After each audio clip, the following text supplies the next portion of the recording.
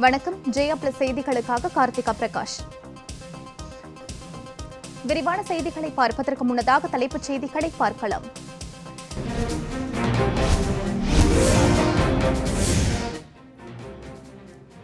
கச்சத்தீவு அருகே மீன்பிடித்துக் கொண்டிருந்த ராமேஸ்வரம் மீனவர்கள் விரட்டியடிப்பு. இலங்கை கடற்படையினர் கல்வீசி தாக்கியதில் மீனவர் காயம்.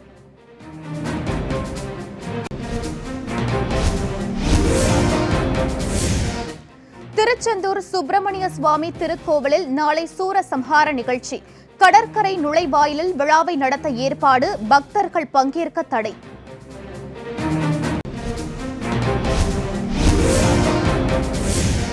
டெல்லியில் முகக்கவசம் அணியாமல் பொது இடங்களுக்கு வருவோருக்கு 2000 ரூபாய் அபராதம். முதலமைச்சர் அரவிந்த் கெஜ்ரிவால் எச்சரிக்கை.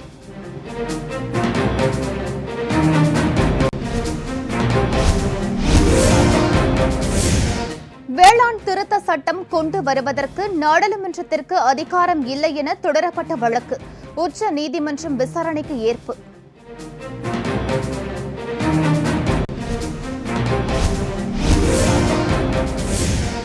வரைவு வாக்காளர் பட்டியலை இறுதி செய்யும் பணிகள் தீவிரம். திருத்த பணி கண்காணிப்பு அதிகாரிகளுடன் தலைமை தேர்தல் அதிகாரி சத்யபிரதா சாஹூ ஆலோசனை.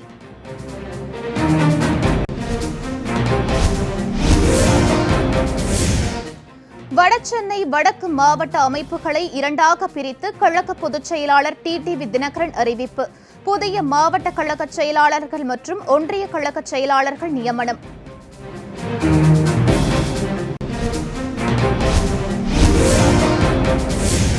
மருத்துவ கவுன்சிலிங்கில் பங்கேற்கும் மாணவர்களின் இருப்பிட சான்றிதழை ஆய்வு செய்ய குழு அமைப்பு. வெளி மாநிலத்தவர் இடம்பெற்றுள்ளதாக வந்த புகாரை அடுத்து நடவடிக்கை.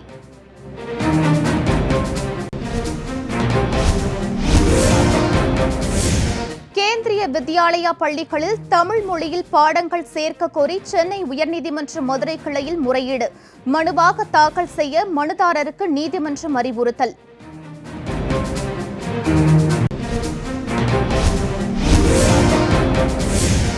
கிணற்றில் விழுந்து பல மணி நேரமாக உயிருக்கு போராடி வரும் பெண் யானை.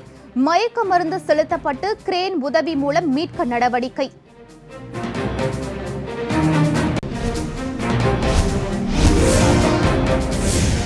கொரோனா வைரஸ் தொடர்ந்து அதிகரிப்பதன் எதிரொலி. நியூயார்க் நகரில் பள்ளிகள் இன்று முதல் மூடல்.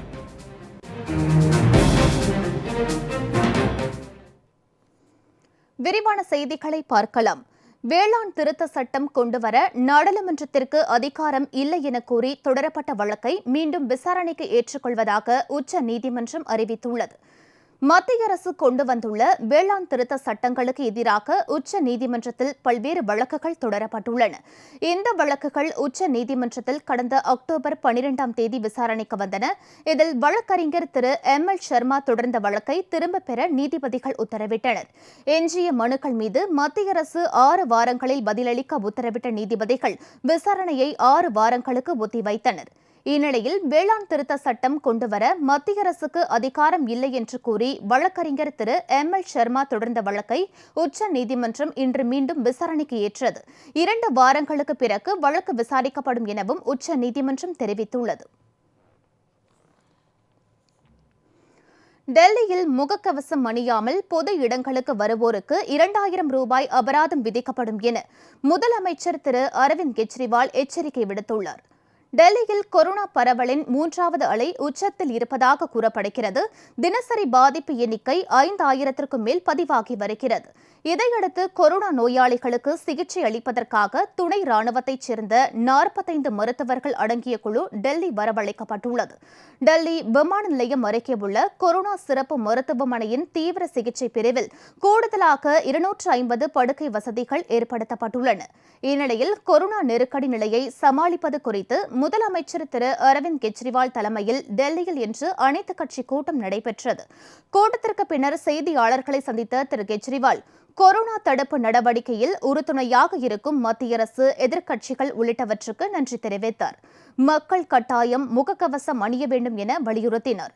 டெல்லியில் முகக்கவசம் அணியாமல் பொது இடங்களுக்கு வருவோருக்கு 2000 ரூபாய் அபராதம் விதிக்கப்படும் என்று எச்சரித்தார். கச்சத்தீவு அருகே கடலில் மீன்பிடித்துக் கொண்டிருந்த ராமேஸ்வரம் மீனவர்களை இலங்கை கடற்படையினர் விரட்டியடித்தனர். ராமேஸ்வரத்தைச் சேர்ந்த 350க்கும் மேற்பட்ட மீனவர்கள் மீன்வளத்துறை அதிகாரிகளிடம் அனுமதி பெற்று விசைப்படகுகளில் மீன்பிடிக்க கடலுக்கு சென்றனர். இந்நிலையில் மீன்பிடித்துவிட்டு கரை திரும்பும்போது அங்கு வந்த இலங்கை கடற்படையினர் துப்பாக்கியை காட்டி மிரட்டி 50க்கும் மேற்பட்ட படகுகளில் இருந்த பல லட்சம் ரூபாய் மதிப்பிலான மீன்கள் மற்றும் மீன்பிடி வலைகளை சேதப்படுத்தினர். அப்போது இலங்கை கடற்படையினர் கற்களால் தாக்கியதில் மீனவர் ஜேசுராஜா என்பவருக்கு தலையில் காயம் ஏற்பட்டது. இதனால் அச்சமடைந்த மீனவர்கள் உடனடியாக கரை திரும்பினர். மகம் போட்டு கடலுக்கு போயிட்டு இப்போ கச்சேரிக்கிட்ட தொழில் பார்த்துட்டு இருந்திருக்காங்க. நேவி இலங்கை நேவி வந்ததை கல்லால் எடுத்துருக்காப்புல, கண்ணாடிலாம் உடஞ்சிட்டு போட்டு கொஞ்சம் டேமேஜ் ஆகிட்டு என் மகனுக்கு தலையில் லேசான காயம், ரத்த காயம் லேசா. அதோட இவங்க கரையை வந்துட்டாங்க. போட்டு ரொம்ப டேமேஜ்.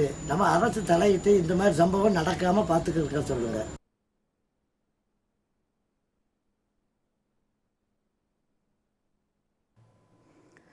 திருச்செந்தூர் சுப்பிரமணிய சுவாமி கோவிலில் சூரசம்ஹார நிகழ்ச்சியை கடற்கரை நுழைவாயிலில் நடத்த ஏற்பாடுகள் செய்யப்பட்டு வருகின்றன.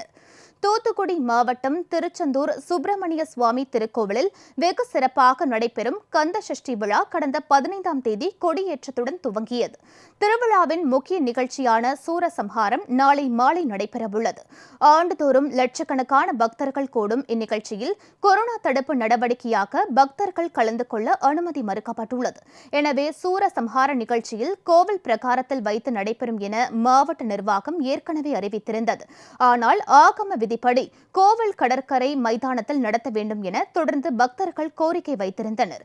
இந்நிலையில் கோவில் கடற்கரை நுழைவாயில் பகுதியில் 300 அடி சுற்றளவில் சூரசம்ஹாரம் நிகழ்ச்சியை நடத்துவதற்கு கோவில் நிர்வாகம் ஏற்பாடு செய்து வருகிறது.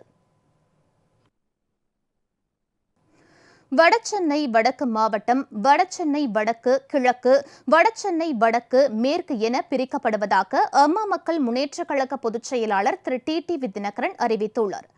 கழக பொதுச் செயலாளர் திரு டிடிவி தினகரன் வெளியிட்டுள்ள அறிவிப்பில் வடசென்னை வடக்கு மாவட்டம் வடசென்னை வடக்கு, கிழக்கு, வடசென்னை வடக்கு, மேற்கு என பிரிக்கப்படுவதாக தெரிவிக்கப்பட்டுள்ளது.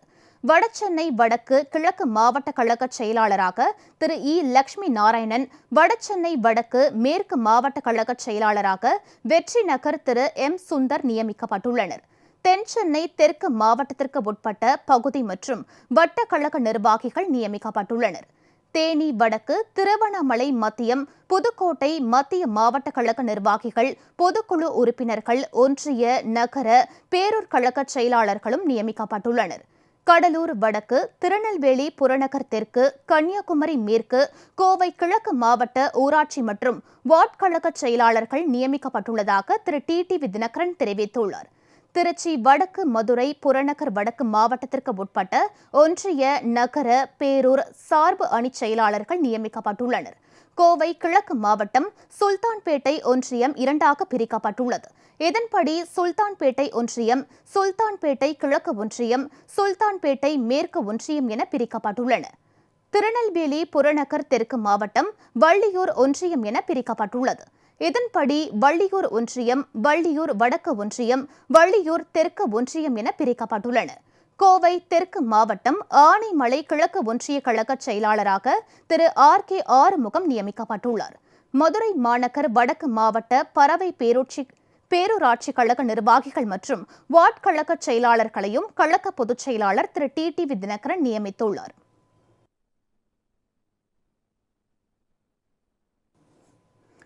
கழக பணிகளை விரைவுபடுத்தும் வகையில் வடசென்னை வடக்கு மாவட்டம் பிரிக்கப்பட்டுள்ள நிலையில் அதில் செயல்படவிருக்கும் சட்டமன்ற தொகுதிகளின் விவரங்களை கழக பொதுச் செயலாளர் திரு டிடிவி தினகரன் அறிவித்துள்ளார். திரு டிடிவி தினகரன் வெளியிட்டுள்ள அறிவிப்பில் அமமுக வடசென்னை வடக்கு மாவட்ட கழக பணிகளை விரைவுபடுத்திடும் வகையில் வடசென்னை வடக்கு, கிழக்கு மாவட்டம் மற்றும் வடசென்னை வடக்கு, மேற்கு மாவட்டம் என கழக அமைப்பு ரீதியாக 2 மாவட்டங்களாக பிரிக்கப்பட்டு கீழ்கண்ட சட்டமன்ற தொகுதிகளை உள்ளடக்கி செயல்படும் என தெரிவித்துள்ளார். இதன்படி வடசென்னை வடக்கு, கிழக்கு மாவட்டத்தில் டாக்டர் ராதாகிருஷ்ணன் நகர் சட்டமன்ற தொகுதி மற்றும் பெரம்பூர் சட்டமன்ற தொகுதிகள் இடம்பெற்றுள்ளன. இதேபோல் வடசென்னை வடக்கு, மேற்கு மாவட்டத்தில் வில்லிவாக்கம் சட்டமன்ற தொகுதி, கொளத்தூர் சட்டமன்ற தொகுதிகள் அடங்கும்.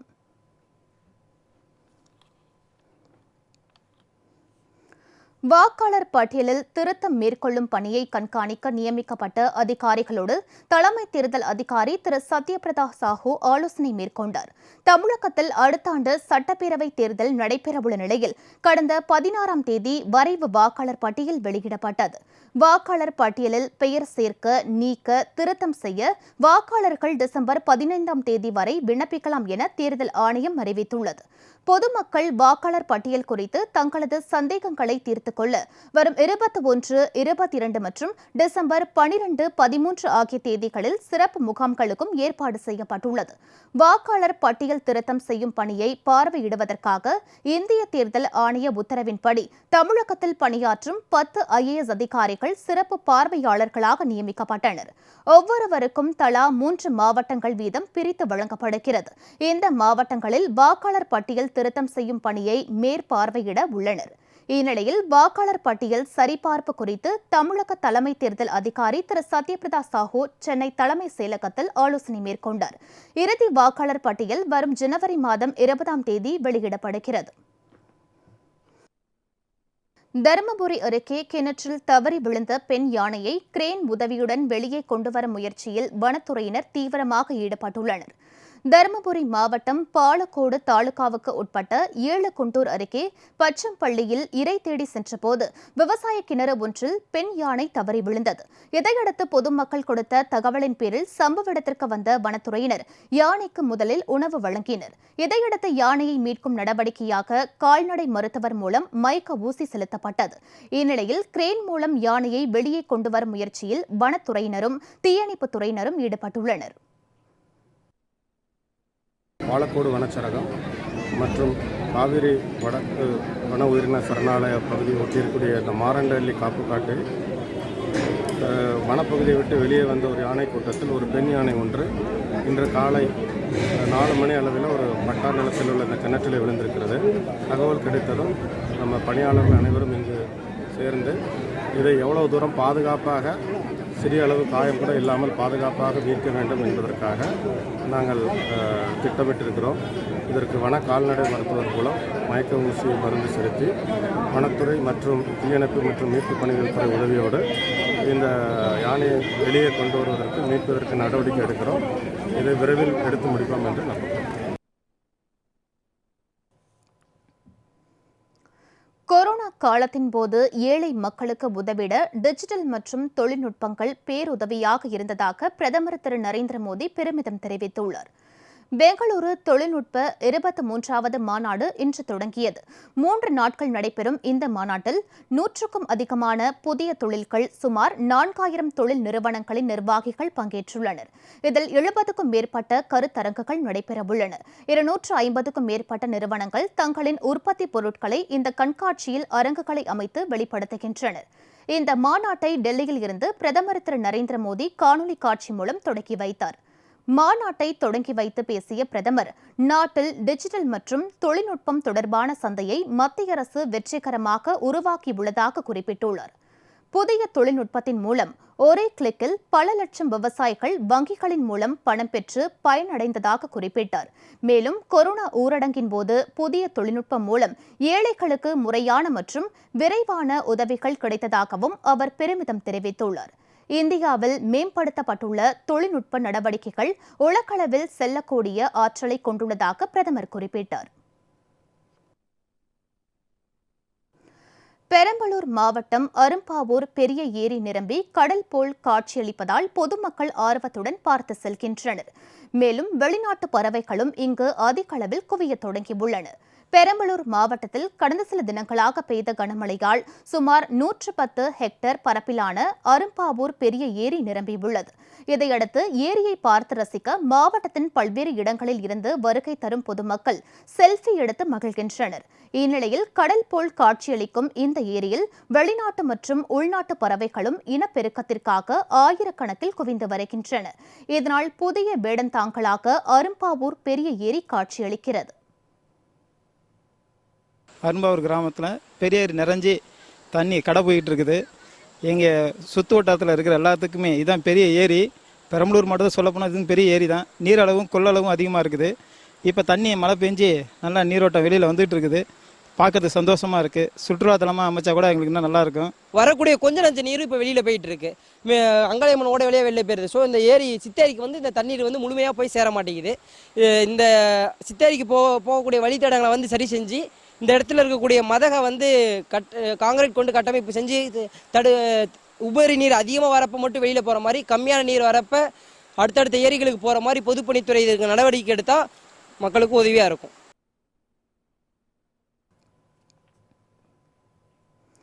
காவிரி டெல்டா பகுதியை பாதுகாக்கப்பட்ட மண்டலமாக அறிவிக்கப்பட்டுள்ள நிலையில் ஆழ்கடல் பகுதியில் ஹைட்ரோ கார்பன் எடுக்க மத்திய அரசு அனுமதி அளித்திருப்பதற்கு தமிழக அனைத்து விவசாயிகள் சங்கங்களின் ஒருங்கிணைப்பு குழு தலைவர் திரு PR பாண்டியன் தெரிவித்துள்ளார். சென்னையில் செய்தியாளர்களிடம் பேசிய அவர், தமிழகத்திற்கு எதிரான திட்டங்களை திட்டமிட்டு மத்திய அரசு தொடர்ந்து செய்து வருவதாக குற்றம் சாட்டினார். தமிழகத்தில் வருகிற டிசம்பர் மாதத்திற்குள்ளாக முல்லை பெரியாறில் புதிய அணை கட்டுவதற்கு கொடுக்கப்பட்டிருக்கிற அனுமதியை கேரள அரசுக்கு ரத்து செய்ய வேண்டும். ஹைட்ரோ கார்பன் எரிவாயு எடுக்கிற திட்டத்தை தமிழக அரசு பாதுகாக்கப்பட்ட மண்டலமாக அறிவித்த நிலையில் அதனை முழுமையாக கொள்கை ரீதியாக மத்திய அரசு கைவிட முன்வர வேண்டும். மறுக்கும் பட்சத்தில் ஜனவரி முதல் தமிழகத்திற்கு வரும் மத்திய அமைச்சர்களுக்கு எதிராக விவசாயிகள் ஒன்றுபட்டு கருப்பு கொடி காட்டி ஆர்ப்பாட்டத்தில் ஈடுபடுவோம். போராட்டங்களை தீவிரப்படுத்துவோம். எங்களை இந்த தேர்தல் களத்தில் போராட்ட களத்திற்கு தள்ளுவது மத்திய அரசு தான் என்பதை நான் பகிரங்கமாக குற்றம் சாட்டுகிறேன்.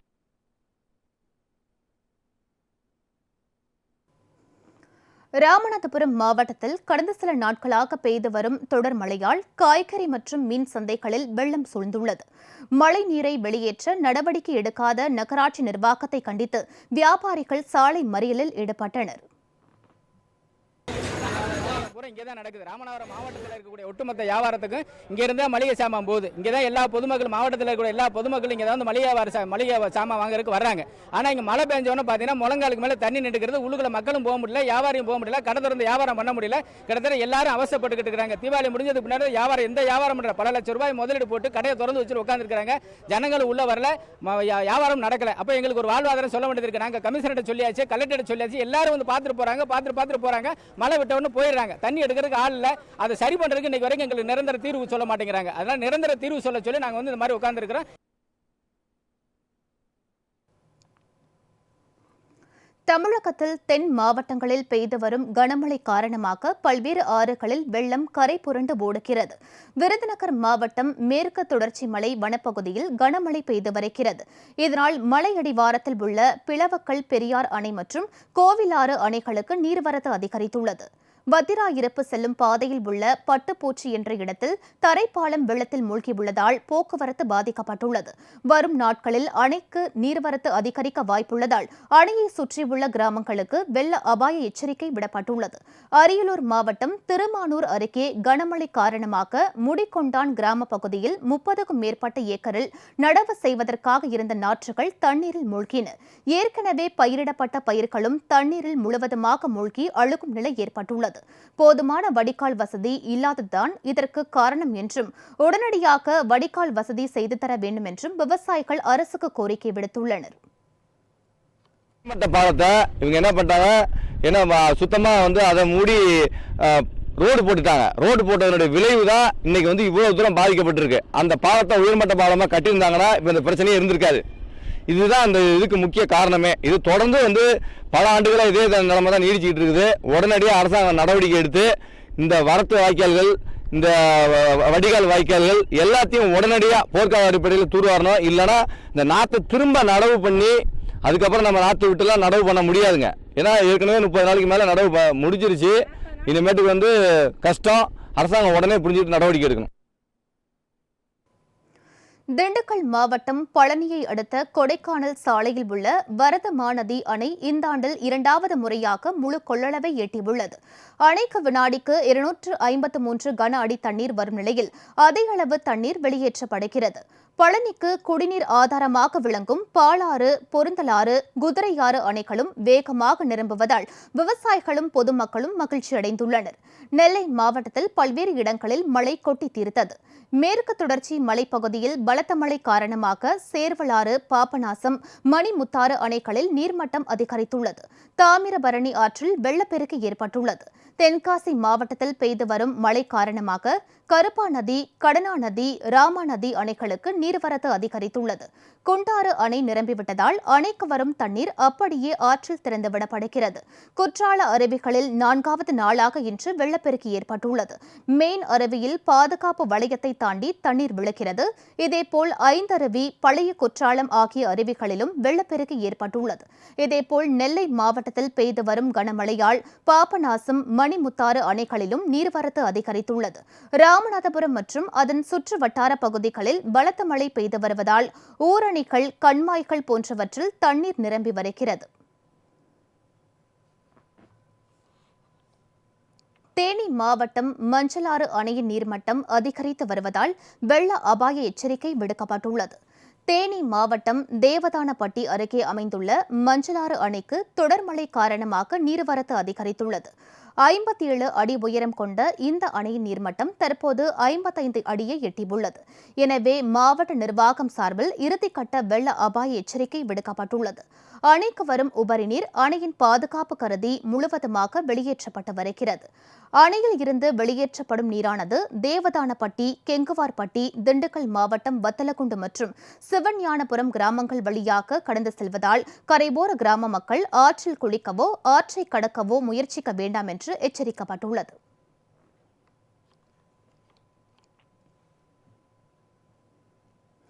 தரங்கம்பாடி அருகே 1978ஆம் ஆண்டு திருடு போன ராமர், லக்ஷ்மணர், சீதை வெண்கல சிலைகள் லண்டனில் கண்டுபிடிக்கப்பட்ட நிலையில் அவை டெல்லிக்கு கொண்டு வரப்பட்டன. நாகை மாவட்டம் தரங்கம்பாடி அருகே அனந்தமங்கலம் கிராமத்தில் உள்ள ராஜகோபாலசாமி கோவிலின் மகா மண்டபத்தில் வைக்கப்பட்டிருந்த ராமர், லக்ஷ்மணர், சீதை, அனுமன் ஆகிய 4 சிலைகளை 1978ஆம் ஆண்டு திருடப்பட்டன. இதுகுறித்து கோவில் நிர்வாகம் சார்பில் அளிக்கப்பட்ட புகாரின் பேரில் இவ்வழக்கு 1988ஆம் ஆண்டு ஜனவரி 25ஆம் தேதி சிபிசிஐடி விசாரணைக்கு மாற்றப்பட்டது. இவ்வழக்கு தொடர்பாக அதே ஆண்டில் நாச்சியார் கோவிலைச் சேர்ந்த கிருஷ்ணமூர்த்தி, கலியன், ராஜேந்திரன் ஆகிய 3 பேரை காவல்துறையினர் கைது செய்தனர். இதனிடையே லண்டனில் மீட்கப்பட்ட சிலைகள் டெல்லிக்கு கொண்டு வரப்பட்டன.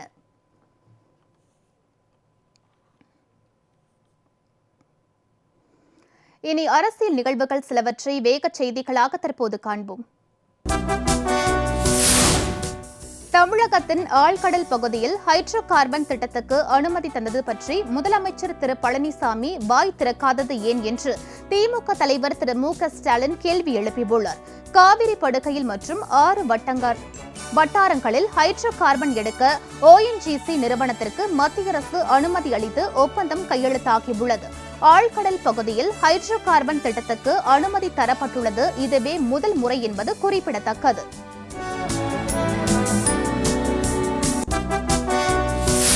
தமிழக அரசின் சாதனைகளை திமுக தலைவர் திரு ஸ்டாலினால் தாங்கிக் கொள்ள முடியவில்லை என்று முதலமைச்சர் திரு பழனிசாமி தெரிவித்துள்ளார். சேலம் மாவட்டத்தில் புதிய திட்டங்களுக்கு அடிக்கல் நாட்டி பேசிய அவர் திரு ஸ்டாலினுக்கு நாள்தோறும் தன்னை பற்றி நினைத்தால்தான் தூக்கம் வரும் என கூறினார்.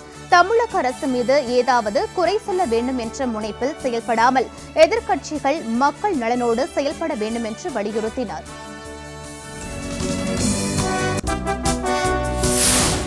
பாதுகாக்கப்பட்ட வேளாண் மண்டலத்தில் ஹைட்ரோ கார்பன் எடுக்க அனுமதி அளிப்பதா என மத்திய அரசுக்கு பாமக நிறுவனர் திரு ராமதாஸ் கேள்வி எழுப்பியுள்ளார்.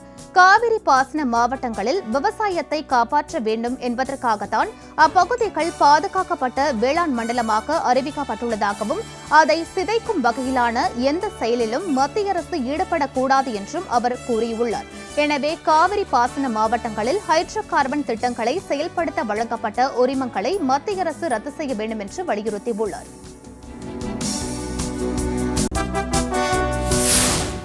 தமிழகத்திற்கு மத்திய பாஜக அரசு துரோகம் இழைப்பதாக மதிமுக பொதுச் செயலாளரும் நாடாளுமன்ற உறுப்பினருமான திரு வைகோ குற்றம் சாட்டியுள்ளார். மேகதாதுவில் காவிரியின் குறுக்கே அணை கட்ட மத்திய அரசிடம் இருந்து விரைவில் ஒப்புதல் பெறப்படும் என்று கர்நாடக முதலமைச்சர் திரு எடியூரப்பா அண்மையில் தெரிவித்திருந்தார். இந்நிலையில் மேகதாது அணை திட்டத்தை ரத்து செய்ய முதலமைச்சர் திரு பழனிசாமி அரசு மத்திய அரசை வலியுறுத்த வேண்டும் என திரு வைகோ அறிவுறுத்தியுள்ளார்.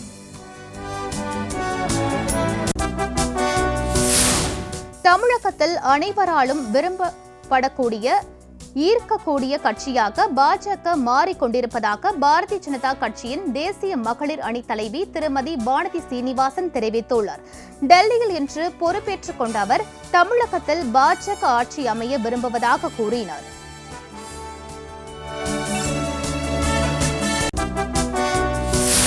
தமிழகத்தில் அனைத்து மக்களும் பாரதிய ஜனதாவை நோக்கி வருவதால் வேல் யாத்திரைக்கு அரசு தடை விதிப்பதாக மாநில பாஜக தலைவர் திரு முருகன் கூறியுள்ளார்.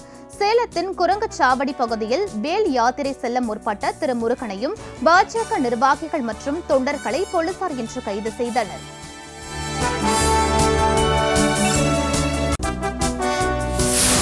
மேற்கு வங்கத்தில் பாரதிய ஜனதா ஆட்சி அமைய மத்திய உள்துறை அமைச்சர் திரு அமித்ஷா இனி மாதந்தோறும் அம்மாநிலத்தில் சுற்றுப்பயணம் மேற்கொள்வார் என பாஜக அறிவித்துள்ளது.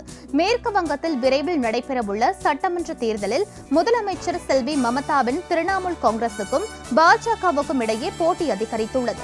இந்நிலையில் பீகாரை போல மேற்கு வங்கத்திலும் பாஜக ஆட்சி அமைக்கும் என அக்கட்சியின் தேசிய தலைவர் திரு நட்டா தெரிவித்துள்ளார்.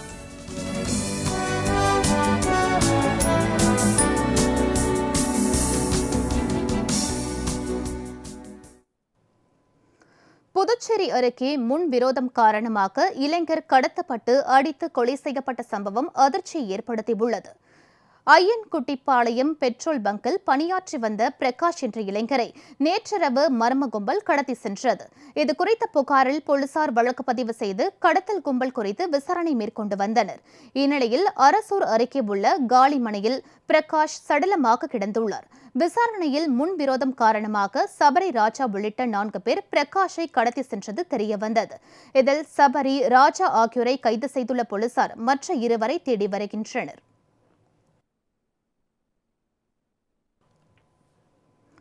மருத்துவ கலந்தாய்வில் கலந்து கொள்ளும் மாணவர்களின் இருப்பிட சான்றிதழை சரிபார்க்க குழு அமைக்கப்பட்டுள்ளது.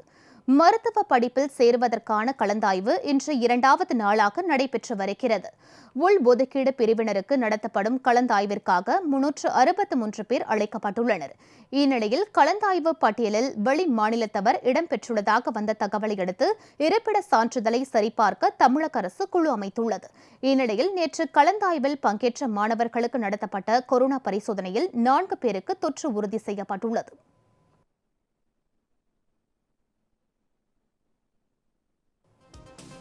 செய்திகள் நிறைவடைந்தன. அடுத்தடுத்த நிகழ்வுகளுக்கு தொடர்ந்து பாருங்கள் ஜெயா பிளஸ் தொலைக்காட்சி.